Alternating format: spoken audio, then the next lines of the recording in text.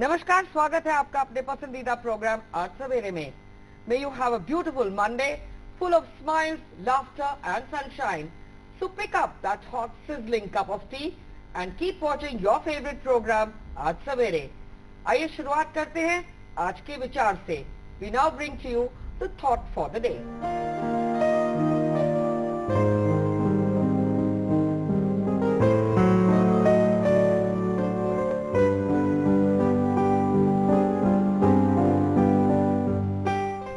आइए जानते हैं आज का दिन इतिहास में क्या मायने रखता है।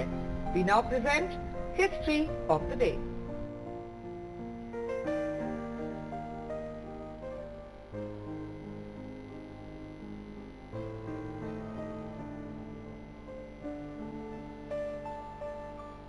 It is now time to introduce to you our guest for the day. Our guest today is a very distinguished, the very eminent professor of Chinese Studies, who's also the chairman for the Center of East Asian Studies in JNU. It is indeed my privilege and pleasure to welcome today Dr. Srikanth Kondapalli. Many thanks for joining us today. Namaskar. Thank you very much. I'm delighted to join the discussion today.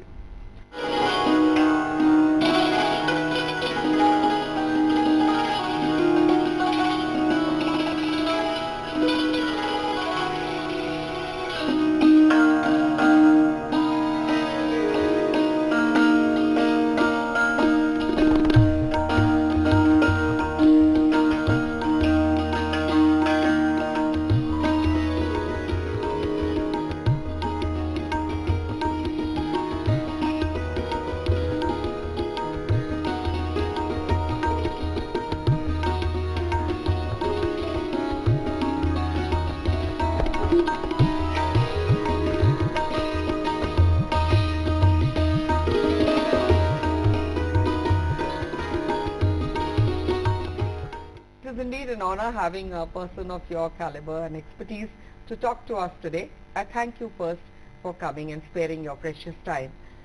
अगर शुरुआत करें हम China से, तो you are an expert, a think tank on China. You've done strategic affairs, and it is such a pleasure knowing that China is a nation that gave kung fu to the world, that gave chopsticks to the world, that gave noodles to the world, and also feng shui.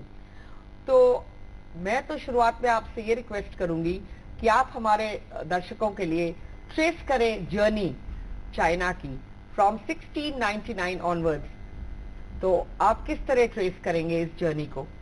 आप सही कहा कि चीन का जो soft power जो उन्होंने बहुत सारे देशों के लिए उन्होंने जैसे कि चॉपस्टिक्स, नूडल्स और कुंफू ऐसे चीज़ उन्होंने सभी को पेश किया।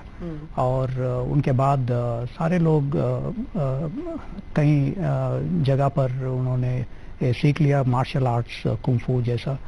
और आज भी जो नूडल्स जो दुनिया भर सारे लोग खाते हैं, तो एक ये चीज़ है। और दूसरा चीज़ उन्होंने इतिहास में एक सूता फार्मिंग कहते हैं चीन में, 4 मेजर इन्वेंशंस उन्होंने जो कर चुके थे इतिहास में। पेपर मेकिंग, जिससे हम पढ़ाई लिखना शुरू किया। दूसरा चीज़ कंपास, जो नेविगेशन के इसमें बहुत इस्तेमाल करते हैं जैसे कि शिप्स में वगैरह। तीसरा चीज़ उन्होंने सारा जो एस्ट्रोनॉमिकल वगैरह उन्होंने कैलकुलेट किया। तो ये 4 मेजर इन्वेंशंस, गन पाउडर वगैरह, तो ये भी उन्होंने दुनिया को उन्होंने दिया था, भेंट दिए। तो इससे बहुत चीन का जो सॉफ्ट पावर जो बढ़ गई थी, और सिविलाइजेशनल कंट्रीब्यूशन में ये सारा चीज उनके लिए एक महत्वपूर्ण दिशा, ग्लोबल डिप्लोमेसी में अगर कहा जाए तो। जी जी। तो पुराने इतिहास से उनका जो राय जो है वो बहुत अहम थी, इनका जो कंट्रीब्यूशन। दूसरा चीज़ उन्होंने अभी कुछ 4-5 100 सालों में उन्होंने चिंग डायनास्टी के तरफ से उन्होंने एम्पायर एक्सपैंड किया था, जो कंसू प्रोविंस, सिंचियांग प्रोविंस और मंगोलिया, और उसके बाद 1950 में तिब्बत को भी उन्होंने उसका जो एम्पायर में डाल दिया था। तो एक जियोग्राफिकल एरिया बहुत बढ़ गई, फैलाया था उन्होंने। Since the times of Chinchu Huangdi in 221 BC, there has been an expansion of the Chinese state. The Chinese state had peculiar characteristics. First one is the Chinese language, which is implemented all across the areas where Chinese state expanded. Second is the Chinese examination system, through which they would recruit scholars, they would recruit bureaucrats, they would recruit officials for the bureaucracy, which expanded, which started controlling major tracts of land across the country. The third major contribution is the Chinese culture, Confucianism, which they kind of expanded with the state backing, so much so that many of the peoples who have come under the Chinese rule adopted Confucianism. And as a result of this, there is also the Middle Kingdom construct, the tributary state relationships, and as a result many of the East Asian, Southeast Asian countries came under the Chinese influence. For instance, the Ryukyu Islands of Japan, the Korean Peninsula, which came under the Confucius culture, Vietnam to a large extent, and also Southeast Asian countries like Philippines, they have had this influence. So language, bureaucracy, Confucianism, all these contributed to the expansion of the Chinese influence across the continents. Absolutely, what you're saying is totally right. But if we look at China, and if we go back just about 20 years from now, it was not, so much higher in GDP and in the World Economic Index as it is now. But it's now taken, us by leagues and bounds. It's gone ahead. How has that been possible, this dramatic rise of China? How do you see that, sir? I keep referring to this Chinese phrase, which is Yukung Ishan, which is a famous saying in every classroom in China. When I began studying Chinese language, the first lesson is about the foolish old man who moved the mountains. Okay.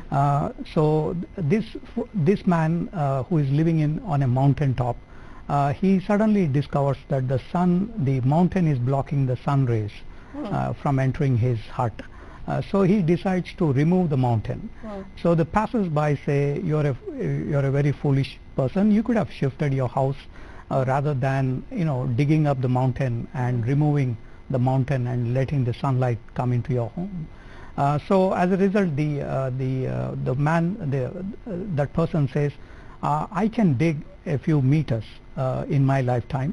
My son, my daughter, my grandson, my granddaughters, the progeny will be able to dig up the whole thing, and then we will have the sunlight for the next few generations. So this Yukung Ishan spirit pervades the Chinese all across, the Communist Party, the people, the organization, institutions. Basically what it means is they want to control the nature. They want to determine the future by hard work, literally expanding their labor. So as a result, we see that Chinese have contributed to many major projects. For example, the Grand Canal project in the history, where they built up this canal from Beijing to roughly up to Shanghai, and that created a granary for the Chinese state. Secondly, they have also created this Great Wall, which is about covering the entire northern portion, so that they can blockade the Mongol hordes, which used to come and attack the people, invade the people. So as a result, they provided security for people in this Great Wall construction. Thirdly, they in the recent times, with the reform and opening up, there has also been much energy being spent by the people.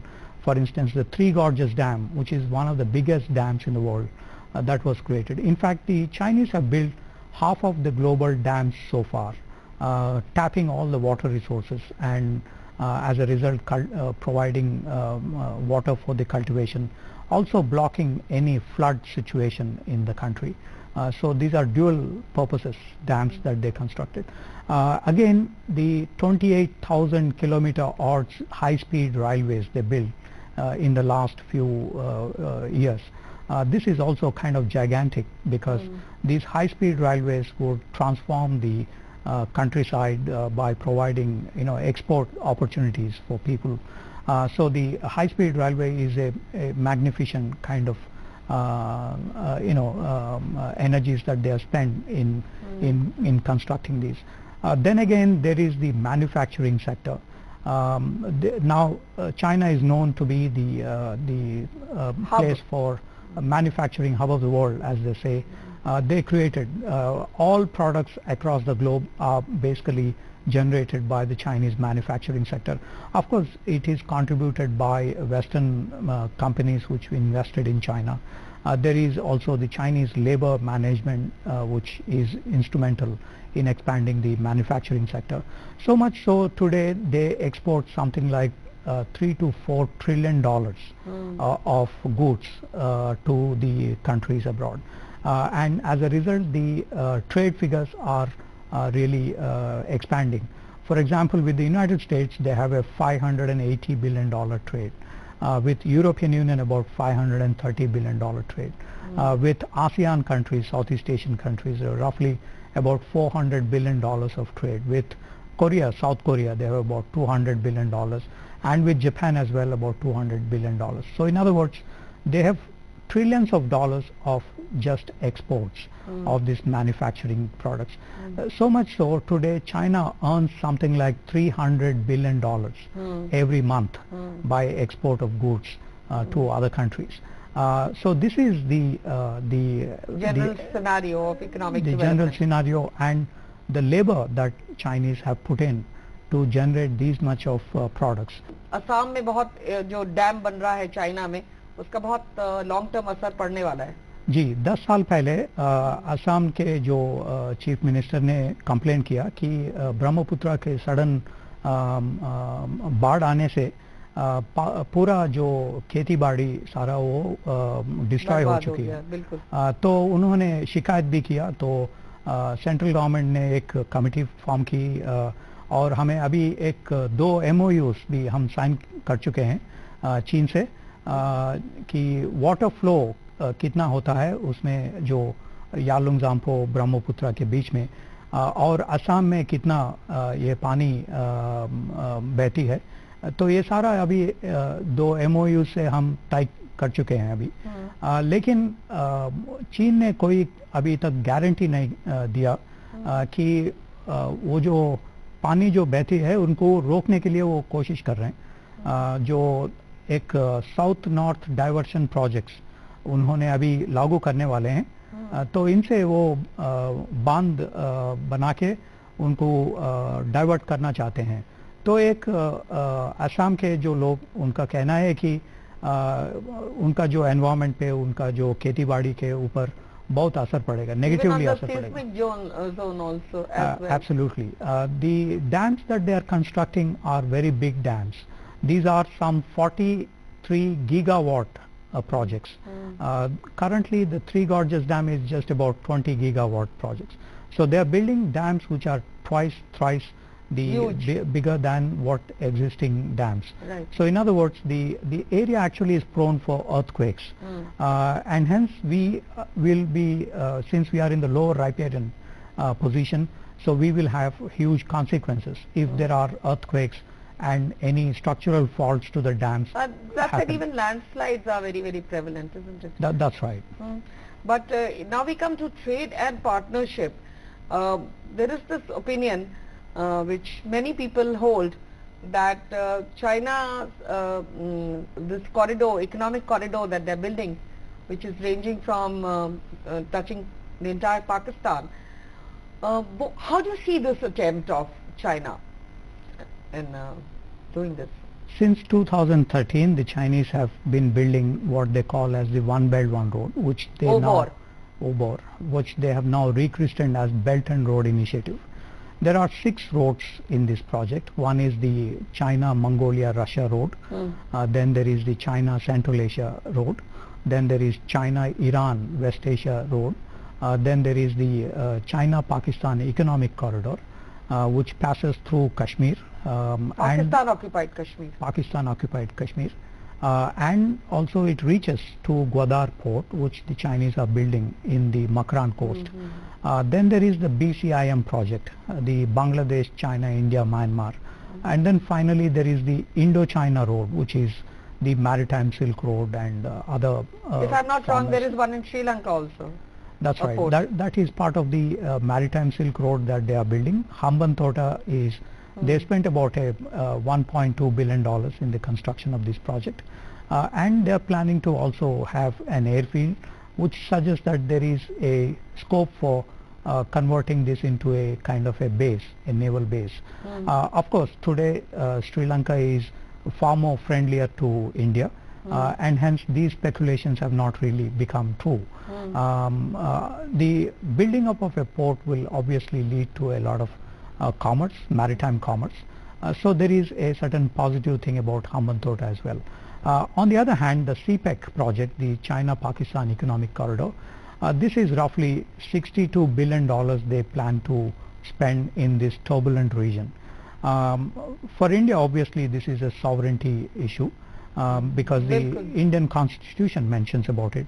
The Pakistani constitution or the Chinese constitution does not mention about those territories. So we have objected to the roads and railways and hydroelectricity projects, and also there is some speculation that China plans to deploy nearly 30,000 security guards to protect these hydroelectricity dams. So there is a concern for India on this project. China के पास बहुत पैसा है, correct me if I'm wrong, it is around $4 trillion, which is invested in American banks, which do not give it any interest. तो कहीं तो उसको वो पैसा निकालना है, क्योंकि डॉलर की कीमत गिरती जा रही है, तो उस पैसे का वो निवेश करने के लिए एक इकोनॉमिक कॉरिडोर क्रिएट कर रहा है, या ये इस तरह की रोड्स क्रिएट कर रहा है, क्योंकि अगर हम उनके पर्सपेक्टिव से देखें तो आप क्या बोलना चाहेंगे इस पे? सही कह रहे हैं आप कि उनके पास अभी जो फॉरेन एक्सचेंज रिजर्व्स जो है वो कुछ 4000 बिलियन डॉलर, जो 4 ट्रिलियन डॉलर्स जो आपने कहा, और इसमें एक 1.2 बिलियन डॉलर्स उन्होंने, ट्रिलियन डॉलर्स उन्होंने यूएस ट्रेजरी सिक्योरिटीज में इन्वेस्ट कर चुके थे, लेकिन उसमें उनको कुल मिलाकर 0% इंटरेस्ट मिलती है।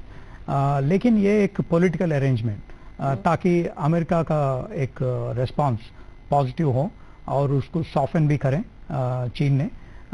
जो हमने देखा पिछले 30 साल में हेनरी किसिंजर के विजिट के दौरान 1971 के बाद चीन और अमेरिका के रिलेशंस बहुत मजबूत हो गए, स्ट्रेटेजिक स्टेबिलिटी उन्होंने पाया अभी तक।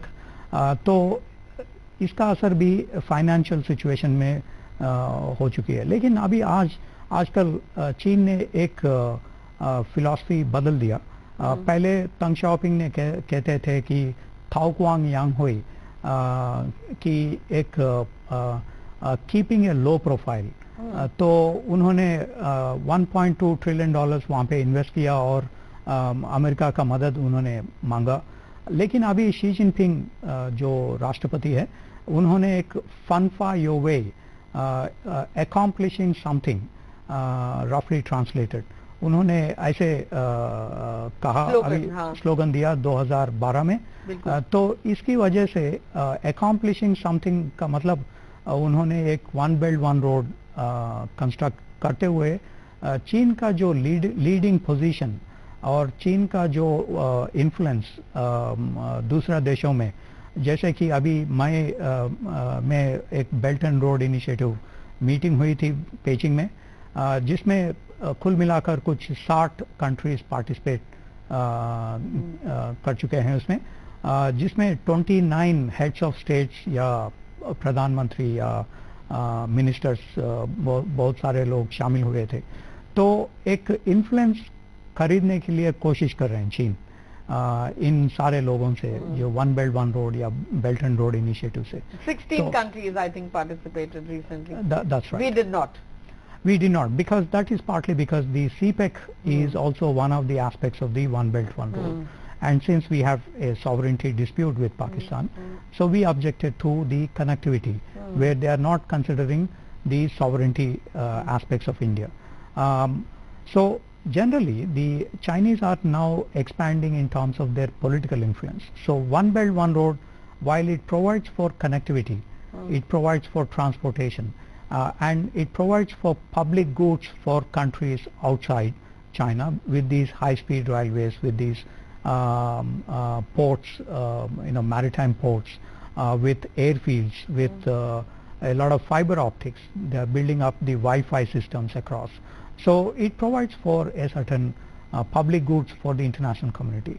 On the other hand, for protecting this, China will also deploying its military forces abroad. So that is where possibly the Americans and Chinese will come in conflict in future. If the Chinese start showing teeth, then that is the time where the Americans, or even us, for instance, if they have to put up troops in the disputed Kashmir territory, then obviously it will impact on our security as well. Absolutely. But interestingly, President Trump has abandoned the idea of trans-Pacific partnerships, trade partnerships. How do you see that? This is a new policy that the United States is following. The TPP, which has been revoked, one of his first actions after he became president, he took over as president, is to revoke the TPP, Trans-Pacific Partnership. Trans-Pacific Partnership basically wanted to create a high-grade liberalization of trade across the Asia-Pacific region. Now, there was a lot of speculation about this, and finally it has been revoked, which means that the countries which are now exporting, especially China, and we also now started exporting as a part of the Make in India policy, Digital India policy, and generally our exports are cultural coming diplomacy policy followed by Prime Minister Modi. Exactly. So with these, the trade figures are increasing. So TPP revocation had disturbed the whole configuration as of now. So India, China, East Asian countries, Southeast Asian countries now are discussing the RCEP, Regional Comprehensive Economic Partnership Agreements. So this is an alternative that overall the Trump administration actually is following a policy of isolationism, which means that unlike the previous administrations, as a business person, Trump is saying, what did United States get out of involving in Iraq, in Afghanistan, in Kosovo, in other places? What does the United States get by subsidizing the NATO or the alliances with South Korea or with Japan? So he's raising basic questions, and then he's trying to reformulate the US policies in this light of what they call zero-based assessment of what are the gains, what are the costs involved. So this is a restructuring under the Trump administration we are seeing, which means that the TPP, now climate change, he has also walked away from the climate change proposals, which were finalized during the Paris meeting in 2015 December. So as a result, there is a lot of disturbance in the international situation. Sir आपने इतनी studies करी हैं naval warfare की, China की naval power की, मगर ये भी कहा जाता है कि एशिया में जो है दो जायंट्स इंडिया एंड चीन, but this is the century of the Asians as to say, but even then people are asking when will the Indian elephant sort of outpace the Chinese dragon. A lot of experts feel by 2050 India will be ahead as a superpower because our population is more youthful and our Prime Minister is also taking our diplomacy everywhere. But what do you feel about this? I think both the countries, China and India, are moving on different tracks on the economic aspects. As of now, there is no competition. As of now, there is no speculation that one will replace the other in terms of economic growth rates and so on. they're moving in different tracks. So China had posted 10% growth rate for the last 3 decades and raised their economy up to the second largest economy in the world with about $11.8 trillion of GDP, whereas we are about $2.2 trillion, so roughly about 5 times higher than the Indian GDP figures. Having said that, both countries have their own advantages. China is good in the manufacturing sector. It used to be about 56% of their GDP component before, now reduced to about 40%. On the other hand, our GDP manufacturing sector is about 17 or 18% share, and we plan to increase that to about 29% in the future with the Make in India policy and other initiatives that the new government had commenced recently. So because the manufacturing sector is important for creating employment, creating the per capita income, creating assets for the people. So as a result, we are moving in that direction, while China is moving in the direction of reducing the manufacturing sector and increasing the service sector like insurance, banking, software and other areas. Now, so both are restructuring, both have their own strong points. Chinese, for instance, the literacy rates are very high. The HRD developments, human resource developments are very high. In the case of India, literacy rates are about 60-70%. Health related is also, we need a lot of scope for developing these areas. On the other hand, India has a younger population profile, as you just mentioned. The average age of India is 26 years as compared to the average age of China, which is 36 years. That's why things look better for India. That's right. So India has a lot of chances for driving economic growth rates or soft power or hard power, while China is aging because the 65 and above age group is becoming larger in China. So the demographics are changing. To be fair, actually, not just the Chinese, but even the Japanese are aging. The Koreans are aging. The Southeast Asian countries are aging. To be fair, also the Pakistanis are becoming more younger. Bangladeshis are becoming more younger. The Nepalese, Bhutanese are also becoming younger. So entire South Asia is actually becoming younger. So there is a scope for us, for instance, for our children to become either software engineers and generate the GDP, or if the management is not very good, if the political leadership is not good, then we led our children to become also jihadis in terms of self-destruction and so the leadership role here is very, very crucial, as the Chinese have mentioned. Yes, absolutely. And we'll talk a little more about tourism, films and culture in China and Taoism and Buddhism. Meanwhile, we'll just take a short commercial break. Was a strategic editor in the Economic Times. So substantial contribution by him on the strategic outlook. He was instrumental in the 123 agreement, the civil nuclear agreement between India and US, and all the other blueprints that he had built up for India to provide that vision, strategic vision. So it was a substantial contribution. So more muscle power to India, sir, and maybe outpace the Chinese dragons very soon. And on this lovely note, I'd like to thank you for joining us today for this very interesting and informative piece on Chinese studies. Thank you so much. Once again, namaskar, many more awards to you. Thank you very much. We do hope you enjoyed the program as much as we enjoyed presenting it for you. Do send us your feedback at aajsavere@ddk.org.in. With this is a wrap on this edition of Aaj Savere. Thank you for watching, viewers. Namaskar.